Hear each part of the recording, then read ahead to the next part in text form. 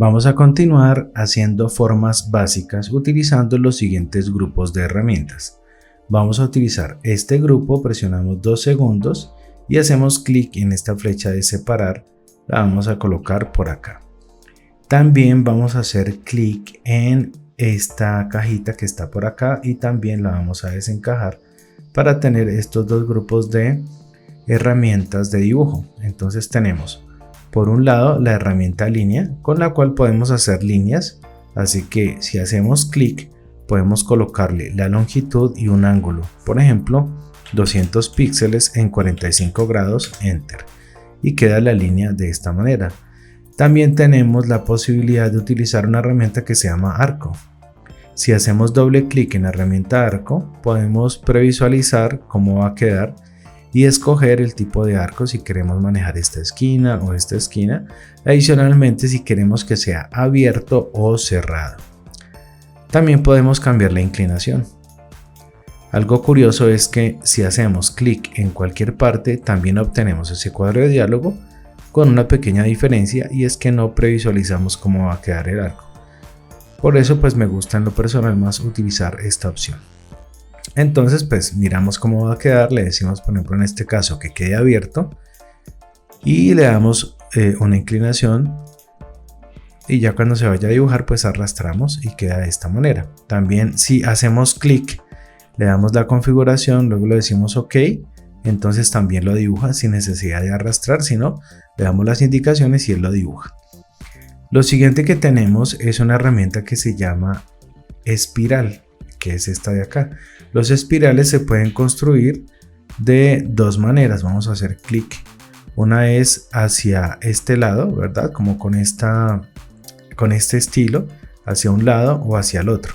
¿Sí? Esas dos maneras podemos trabajar.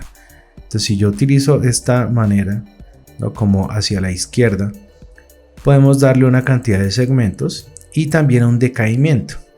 Voy a colocarle 13 segmentos aquí con este estilo hacia la izquierda, el decaimiento de 80 y radio de 50 píxeles para que miremos cómo queda. Ahí está, vamos a darle clic y cambiamos el decaimiento y coloquémosle por ejemplo 20. Miren lo que pasa. Vamos a hacer clic y coloquémosle 90. Y vamos a ponerle ahora más segmentos, que sea por ejemplo 20, y queda de esta manera.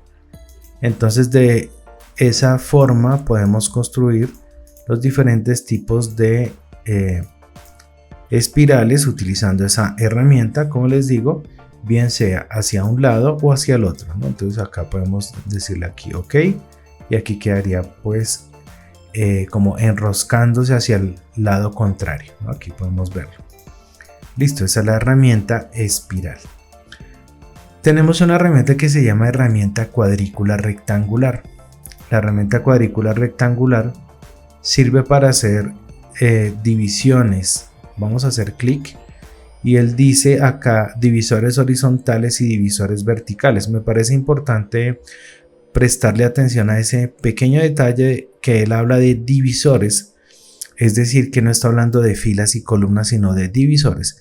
Si yo lo entiendo desde ese punto de vista y le digo OK, entiendo que lo que estoy creando es una cuadrícula de divisiones, por lo cual si yo por ejemplo desagrupo este elemento utilizando objeto desagrupar, lo que vemos es que hay líneas que dividen esa cuadrícula, o sea, no son cuadrados. Es importante entender la estructura para poderla editar.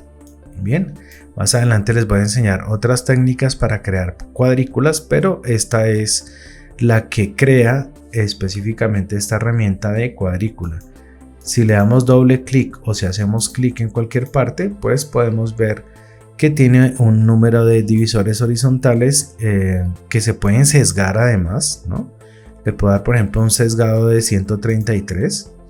Entonces miren lo que pasa, ¿no? Cambia de esta manera. Vamos a darle de nuevo clic, coloquémoslo en 0. ¿Y qué pasa si lo sesgamos, por ejemplo, en menos 95 en los verticales? Entonces miren lo que sucede, ¿no? Entonces va cambiando esa proporción, en este caso del ancho de cada una de esas celdas que él crea. a partir de esas divisiones. Entonces es cuestión de decirle cuántas divisiones queremos, verticales u horizontales, y él las crea. También tenemos una herramienta muy interesante que se llama la cuadrícula polar. La cuadrícula polar nos sirve para hacer divisores concéntricos y divisores radiales.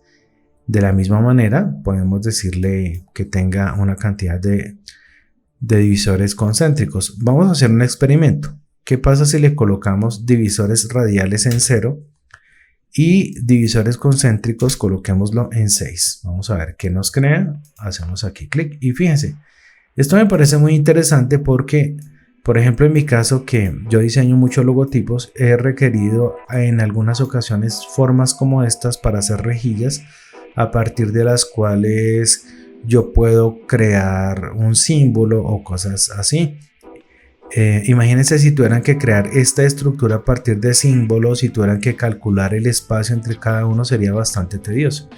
Entonces noten cómo esta herramienta de cuadrícula polar les va a solucionar de una manera muy eficiente ese problema. Hagamos clic.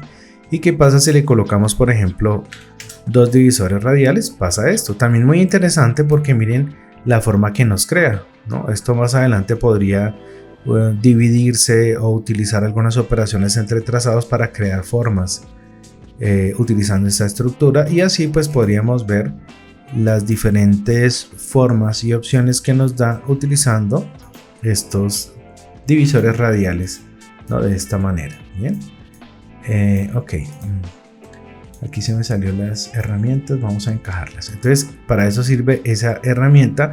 De la misma manera que hicimos en el caso anterior, podríamos desagruparlo para revisar cómo es la estructura, y pues nos damos cuenta que son puros círculos, y en este caso pues las líneas van por aparte, ¿no? Esa es la estructura, y entendiendo esa estructura vamos a poder revisar cómo editarla. ¿Listo? Entonces esa herramienta me parece súper interesante, la herramienta cuadrícula polar. Tenemos una herramienta que se llama Shaper. Con esta herramienta podemos hacer diferentes tipos de trazos que él va a interpretar como formas. Si yo hago algo a mano alzada que puede ser medio circular, cuando lo suelte él va a hacer un círculo perfecto. Si yo hago algo parecido a un triángulo, él va a crear un triángulo perfecto, y lo mismo sucederá en el caso del rectángulo. Podría ser diferentes tipos de formas, pero no todas serían interpretadas, salvo que él pueda entender que es una forma geométrica. Si nosotros colocamos elementos encima, por ejemplo voy a colocar acá un cuadrado. Bueno, acá me hizo un círculo, tratamos de hacer un cuadrado. Y por ejemplo acá hacer otro círculo. Esto quedó más como un óvalo, pero bueno, no importa. Entonces yo podría arrastrar, y miren que él funde las formas, ¿no? Interesante también. Puede hacer como operaciones entre trazados utilizando esta herramienta Shaper. Entonces me parece interesante, ¿no? Miren por ejemplo que en este caso esta área de acá no la toma, pero hay que pasarla, ¿no? Varias veces hasta que la pueda tomar, y ahí podemos ver cómo funciona. Bueno, alguien se preguntará, bueno, ¿y esto para qué si yo tengo todo este arsenal de herramientas acá para configurarlas como yo quiera? Pues porque hay gente que trabaja con tableta o tiene la Microsoft Surface o su pantalla es táctil y quiere hacer formas con el dedo. Entonces pues esto le podría ayudar, y digamos que fue pensado realmente para eso, para pantallas táctiles. Por eso pues mucha gente de repente no lo usa tanto, porque pues tenemos otros tipos de herramientas más precisas, pero para eso sirve. Tenemos la herramienta lápiz, con la cual podemos hacer trazos. El trazo va a ser mucho más exacto en cuanto la fidelidad sea más precisa. Entonces si yo le digo acá precisión, miren que aquí estoy moviendo el mouse y va a crear muchos puntos de ancla, porque está siendo mucho más fiel al movimiento del mouse. Si yo le doy doble clic y le coloco mucho suavizado, entonces el movimiento que yo haga me lo va a suavizar al máximo y quedan muchos menos puntos. Algo que me parece muy interesante de esta herramienta lápiz es que tenemos una opción que se llama editar trazados seleccionados, que nos va a permitir seguir pintando y él va a seguir alargando la línea, ¿no? Entonces esto para la gente que le gusta ilustrar puede ser bastante útil para no estar haciendo una línea de continuo. Hay gente que tiene esa virtud de poder hacer una ilustración con una línea continua, pero hay quienes les gusta más estar haciendo como los segmentos, y la línea lápiz, fíjate cómo se va pegando y te va ilustrando en la misma línea, ¿no? Es decir, no son líneas aparte, no quedan líneas divididas, sino que te queda una misma línea en el entendido que estamos activando esta opción, ¿no? Y acá tenemos otras opciones que pueden también probar para que miren cómo cambia el dibujo utilizando la herramienta lápiz, ¿no? Pero con esos sencillos tips ya vamos a poder dibujar bastante bien con el lápiz. Tenemos una herramienta que se llama herramienta suavizar. Si yo, por ejemplo, hago algo con el lápiz o con alguna otra herramienta o vectorizo teniendo como resultado muchos puntos de ancla, pues esa herramienta nos va a servir. Miren que acá utilicé esta opción de fidelidad máxima con la cual obtuvimos demasiados puntos. Entonces yo puedo ir aquí a esta herramienta suavizar y pasarla encima de ciertas partes. O sea, me parece interesante porque si yo quisiera mantener todos estos puntos acumulados pero solamente suavizar en cierta área, lo puedo hacer, ¿sí? Es decir, no es como un suavizado general, sino es un suavizado sectorizado y personalizado exactamente donde yo quiera. También tenemos la herramienta borrador de trazados, que sirve específicamente, ¿no? Y como lo dice su nombre, para borrar trazados. Perfecto. Y por último tenemos esta herramienta que se llama unir. La herramienta unir es bastante útil cuando nosotros hacemos, por ejemplo, una forma y de repente no nos quedó unida y queremos unirla. En este caso, fíjense que quedaron muchísimos puntos. Voy a ir a la herramienta suavizar, voy a pasarla por todo este borde para que me queden mucho menos puntos y que quede bastante suavizado. Listo. Y ahora sí vamos a unir. Entonces limpiamos un poquito más. Vamos a la herramienta unir. Entonces venimos acá y sencillamente arrastramos. Es interesante el hecho que la unión él la hace tratando de ser orgánico, porque fíjense que si yo uniera literalmente estos dos puntos con una línea recta, no obtendría esa forma extraña que él creó ahí. ¿Sí ven? ¿Qué pasa si yo, por ejemplo, borro un pedacito? Vamos a la herramienta borrador de trazos y borremos un pedazo por acá. Y vamos a unirlo de esta manera. Es decir, yo solamente tengo que arrastrar. Entonces él entiende que esta línea sigue este trayecto y que esta otra podría tener ese otro trayecto. Entonces es un poco extraño, ¿no? Porque quizá no nos imaginamos que él pudiera hacer eso. Y así pueden hacer diferentes tipos de pruebas. Borremos, por ejemplo, acá otro poco. Y miremos. A ver, listo. Hagamos una unión. Llevemos esto un poco más para atrás y hagamos otra unión. Entonces venimos por acá y arrastramos. Solamente deben arrastrar y ya. Miren que en este caso lo unió de otra manera, ¿no? Más recto.